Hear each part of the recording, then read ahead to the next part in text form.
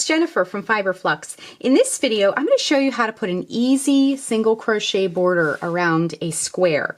Now this is a good square to kind of show you how to do this border because we're not only going to be adding the border to some of these stitches across the sides and the top here, but also down the edges where we've begun new rows where there aren't necessarily stitches to work into. This is the Winter Woods square, and I shared the video to make the square part of this last week, but I thought that the single crochet border would be helpful to show you as well. So this I did with some of the yarn from the palette, and it just adds a nice little frame around it. So let me grab from the video, when I made the Winterwood square video, I made this as the example square, if you will. So we're going to add a border to this square, and it'll give us a similar look as this. Now I made this square with a 6mm J hook. So when you're making your border, what you can do, and really feel free to get creative with the colors, but what you can do is figure out what the next color is going to be in your sequence. So mine is going to be this bright pink. So I grabbed some of this bright pink yarn, and what we're going to do is we're going to start here, and we're just going to work across and around, okay? So what you can do is insert your hook, locate that very first stitch in your square, insert the hook into the edge there, and then we're just going to tie the yarn right on. So wrap it around your hook and bring it through, and then you can just tie it right on, okay? Now you can use any color you like. I just was repeating the next color of my sequence. Okay, so what we're going to do is insert the hook back into the stitch, bring up a loop, and then we're going to work single crochets in each one of these stitches across. See these little loops at the top of the post? Just work a single crochet in each of these loops. So insert your hook into the stitch, bring up a loop. You'll have 2 loops on the hook. Wrap yarn around hook, bring it through both loops, just like that. Just repeat in the next stitch. Work a single crochet in the next stitch. We're just going to do this all the way across till we get to this first corner, and then I'll show you how to deal with that corner. So we're just going to work our single crochets all the way across. And as you can see, it's adding a very pretty little edge to our square, just giving it a nice frame. Let me grab a little bit more yarn here.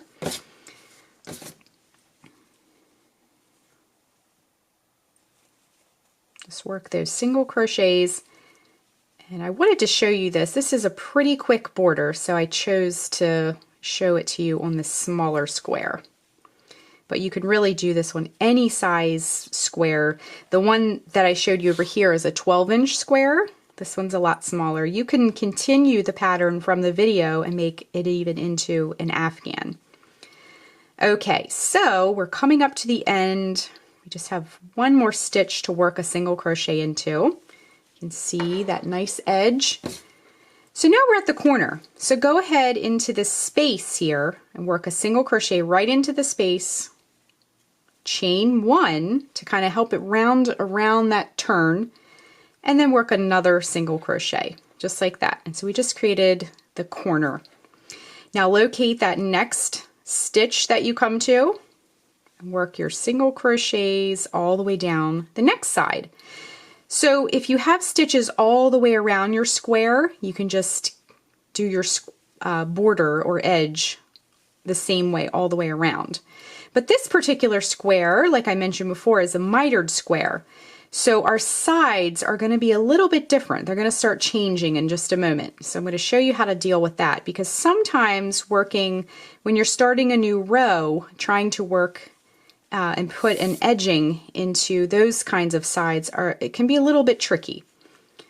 So we're going to I'm going to show you how to easily kind of get around that. Okay, we just have a few more stitches left. And then we're going to round the corner again.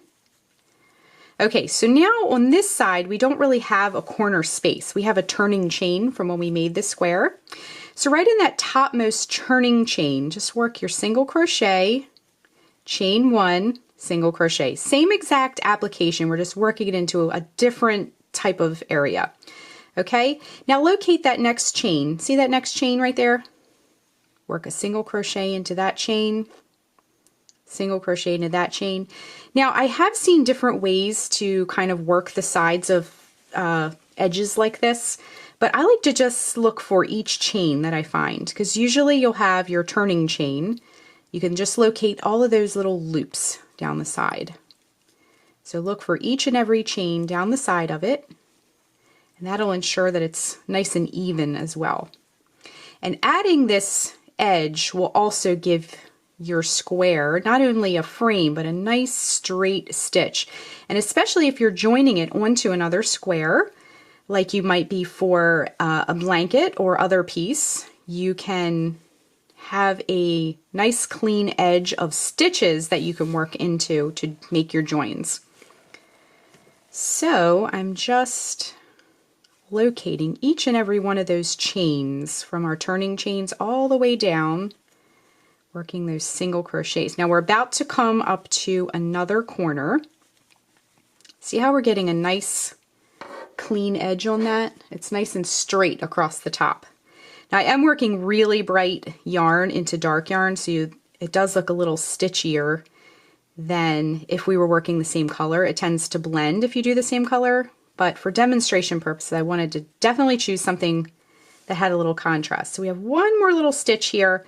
Now let's work the corner the same way. Now we have this big loop here at the bottom. Work your single crochet, chain one, single crochet, just like that, okay? Now locate that next chain you come to, and we're going to work the side the same way. Now I have some ends here. We're just going to kind of ignore those for now. But of course, when you're making your finished piece, you'll want to weave those in. We're just going to sort of bypass those for now.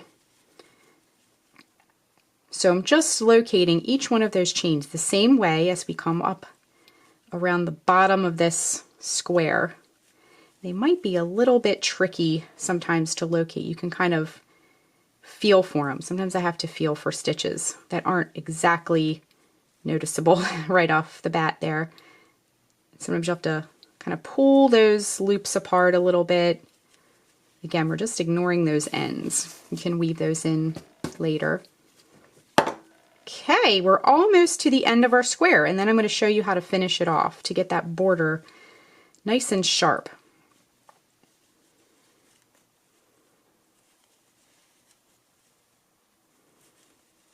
Okay, just a few more left. Again, we're just ignoring those ends.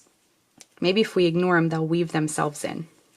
And there's so many of us, it's a chore. Sometimes I feel like weaving my ends in. Sometimes I just want to have them weave themselves in. Okay, just a few more stitches. Again, some of these are a little bit fiddly to find, but it'll be worth it in the end because everything will be nice and straight. Okay, so I just have a couple more. All right, we're down to the home stretch here.